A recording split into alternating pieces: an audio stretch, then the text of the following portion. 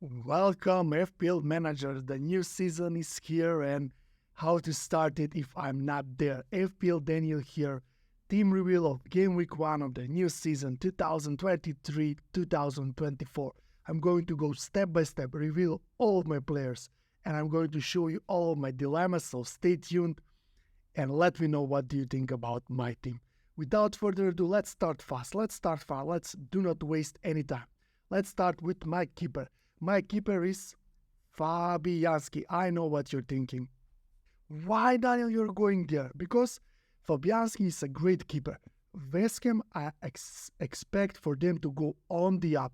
This is their season. They do not have Europe. They have quality players. They have done amazing transfer business. They're going to sell Paqueta for £100 million. So I expect them to become even stronger. And Fabianski is a great short stopper. He's also good for bonus and good for clean sheets, and he's the keeper that I'm considering if I do a wild card really late, like game week 18 when Manchester City is going to have a blank game week. So that way I can dead end my team and then make a wild card and bring back the Manchester City players because they are going to have a blank. That's why I'm considering Fabianski, and if I'm going to do a late wildcard, then Fabianski is the best keeper in my opinion. If you are saying that Areola might become first choice, I'm having Areola on the bench. Let's go to my defense.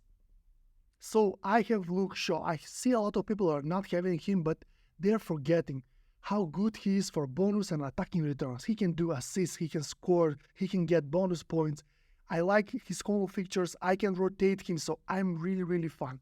I know Onana will be really popular, and because Onana came in United, then Luke Shaw become not that popular, and it's kind of differential against the engaged managers. That's why I'm going there. I expect him at least 2 clean sheets in the first 4 game weeks, and at least some kind of assist and 3 bonus points. So that's perfect for me. I can rotate him if needed. Next is Stupian. I think everyone has him. He is a great attacking player. I like the fixtures. I like the features in the first 10 or so for Brighton. I don't want to spend a lot of time about Stupina because everyone has him. I think he's good enough. He's just one of those guys. I guess you don't need to fight. Even if he is in the template, I don't mind having him. He is attacking Brighton, attacking output. They have good opening features, so I'm there. If I need to move him later on, so be it. Next is my boy Chilwell. I am a Chelsea fan and he was so attacking in preseason. When he's fit, he's always great for attacking, for bonus. I like Chelsea this season because we don't have Euros, we have a new manager. The things are becoming better. I think Chilwell could be a season keeper.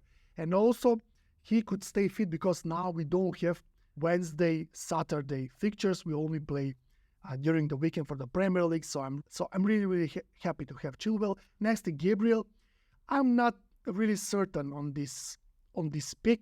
I know everyone has him. I know why he's popular. Arsenal are a good defense. They have good fixtures. He's an attacking threat. He can score goal from an open play, but I think FPL made a mistake. No chance for the vice champions, the main defender, to be 5.0. I think that was a mistake in Ben White to be 5.5. He should have been 5.5 as well, together with Saliba and Zinchenko. They made a mistake, or even 6, but it is what it is. I'm not certain on him. I will let you know later on what are my alternatives, so stay tuned. Let's go to the midfield. Then it's Rashford. Again, Rashford is a must and a season keeper in my opinion. He's again cheap. He should have been something like a 10.5 or so. He's the alternative captain to Haaland, so Rashford is in my team. He was one of my first picks in the team. Just get him. If you're choosing between Bruno and Rashford, I would go with Rashford. Great features, great player. He will start up front, even if he plays on the left. If the new striker Højlund comes in, I'm still happy. Next is Bruno Fernandes.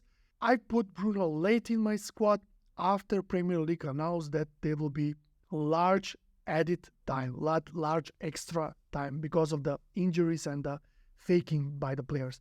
Previously, I didn't have him, but because he is playing all the time, so he will be playing 100 minutes per game, and he can get a late penalty, a late attacking return, I have him for a start, but I'm looking to move him on later on. Let's see. He is fixed in my squad, but I'm not certain that I will keep him long-term compared to Rashford, who I will keep long-term. But this new rule is in his favor. Next is Saka. He is also nailed and a season keeper together with Rashford. Rashford and Saka are my season keeper. Haaland is not. If he gets injured, I will sell him, or if there are some fixtures where Manchester City are not looking the best and Harry Kane is still in the Premier League, I am ready to gamble and give the armor to Harry Kane or move it to Salah. But Saka and Rashford are going to stay for me the whole season. I do not have Salah on that topic because I don't plan to captain him in game week 2 against Bournemouth, because I think Haaland against Newcastle at home is a better fit. And if I have Salah, I would be tempted, and I don't want to be in that position. Later on, I might switch, but I'm not starting with Salah. I have decided that. Next is my big differential, Heung-min Son. Harry Kane staying, Harry Kane not staying. I saw his statement that he is going to score goals this season. He got even interview for the FPL show, and also he was injured most of the time last year, and I'm expecting big things for him. And Spurs fixtures are pretty nice after game week 3, and I want to be there early. I don't have any of the 6.5 midfielders. I don't know who to pick. Mitoma, Mbuemo, Diaby are my top picks, even Eze, but I'm not certain. I will wait and see who is the best. Maybe Madison I would like. Maybe I would like Sterling, Mudryk. I don't know. I'm not sure. That's why I'm going all in on the defense. I think that this year the value is in midfielders and in defenders, not in attack, especially after Nkunku and Jesus being injured. I was having Nkunku in my squad, but after his injury, I'm not sure about early fixtures for Watkins. And finally is Martinelli. Also, I'm not sure about him, but they have good opening features. I was considering getting Trossard here, getting Foden, or those 6.5 mids. But I'm starting strong in my midfield, going with Martinelli and see what things will happen. If he becomes subbed early, or if he doesn't looking good, I can sell him later on. In attack, it's the big broad Haaland. You know him, everyone knows him well, so he will be my captain most of the time. I know that he has a worrying form. He hasn't scored in like 6 games for Manchester City or so, but I don't worry. I will just have him and be my captain early on. But after game week 8-9, when the fixtures turn, then I will try to go against him and maybe captain other players. So he will be my captain, and my vice captain is Rashford. If I'm feeling, sometimes I can go with Rashford captain, but at the moment I'm going Haaland captain all the time till game week 8 or 9. On my bench, I have Areola because I have Fabianski. So if somehow Fabianski loses his place, but I think he will be first choice. He's still a great keeper. He had problems with injuries in the past, then Areola will step in. I'm having double Chelsea defense. I have Lewis Colwill. I think he's the best 4.5 defender, especially with the early fixtures till game week 8 or game week 9 for Chelsea. I'm happy to have him. And I'm having Mubama and Osula as my strikers. I think both of them will play. Mubama will play whole half season probably. Osula will play first 2 game weeks or so. And Archer is coming probably to Sheffield, so I'm considering Osula or Archer as my third keeper. So these are my picks, which I'm not sure. I'm not sure about Fabianski, not because I don't value Fabianski as an option, as a keeper, but I'm not sure that I will be that patient and I will wildcard in game week 18. If I wildcard about game week 8 or game week 9 near the second international break, then I would pick another keeper, not Fabianski. Gabriel, I said why I don't like him. Everyone has him. He's too cheap. FPL made a mistake. That's why I'm forced to have him, but I'm not so sure. I would like to go more in attack, maybe to get a Manchester City defender there, John Stones, or maybe Reece James from Chelsea. I will talk about later on. Son, I'm really happy about him, but if he start going wide and he's not in attack and Madison is the guy, I can switch him. And as I said, Osula is my guy who I'm not so sure at the moment, because probably Sheffield United are going to bring another striker and he will be only a short-term pick. So let's say if I sell these guys, what will be my squad? I'm glad you asked. So I will get Reece James. He's the captain, he's the penalty taker. I remember back in the days when Baines was the penalty taker or Alexander from Burnley. I don't remember what was his name. If you know what was his name, just let me know in the comments. A penalty taker, you have to have him. So we have triple Chelsea difference. That will be my main differential. I think Chelsea are up for great things. They have the best fixtures in the first 8. Chilwell is attacking. Reece James is a penalty taker, so I will play both of them all the time. And if I need, I will bring Colville as well when Shaw will not have good fixture or Estupiñán will not have good fixtures. I will rotate Estupiñán and Shaw with Colville if needed. And if some kind of striker becomes an option, then I will downgrade one of my expensive midfielders. You see, I can get anyone in midfield that I like because I have a lot of money in midfield. I think that the real value this season is in defense and in the midfield. I have only 0.5 in the bench, that's Colville, and now there's that are bench fodders. With the new rule, bench will not be needed a lot because players will be coming in because they will be 100 minutes play. And finally, I have Odegaard. That's why I'm selling Gabriel. With the new rule, Odegaard is a monster of minutes. He will play 100, 105 minutes, and he will be coming late in the box when the game is over, and he will be a huge differential. He's a goal-scoring midfielder, great for bonus, great for assists. He's taking some set pieces, he's taking some corners, and that's why I want to sell Gabriel and get Odegaard. What do you think? Who is better, Odegaard and James or Gabriel and Son? Let me know. Let me know who do you prefer. At the moment, I'm not so sure.